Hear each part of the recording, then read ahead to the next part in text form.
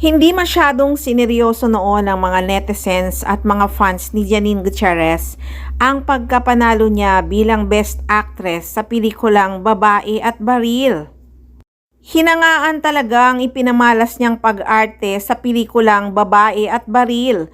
Kung tutuusin, napakahirap ng role na ginampanan niya bilang isang babaeng napuno ng puot at paghihiganti sa kawalang hiyaang ginawa sa kanya. At naging sunod-sunod na nga ang award ng aktres na hindi na rin talaga mabilang. At ito ngang bago matapos ang taon, nanalo naman siyang Best Actress sa teleseryeng Dirty Linen sa Gawad Tanglaw Award. Kaya sabi tuloy ng karamihan, mukhang si Janine Gutierrez na ang susunod na mag-aakyat ng maraming karangalan sa pamilya niya.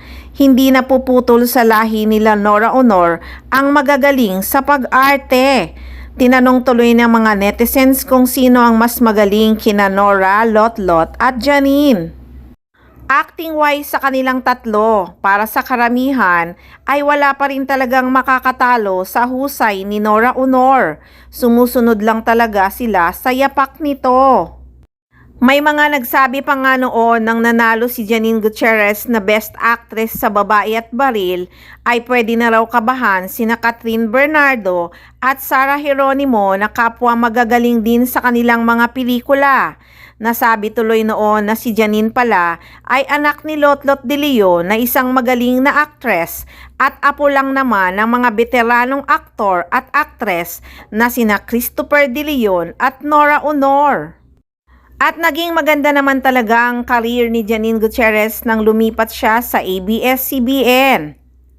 Mula 2024 at 2025 ay talagang laging trending ang aktres sa social media. At ngayon ngang darating na 2026, marami din talagang aabangan sa aktres.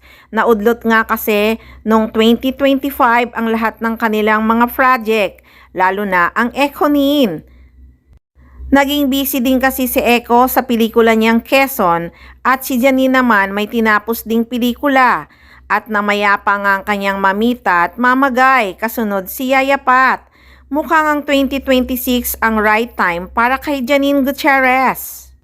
At ayon din kay Jericho Rosales, marami talagang offer sa kanilang dalawa, pati nga TV show. So working on a film together, we have a TV show offer.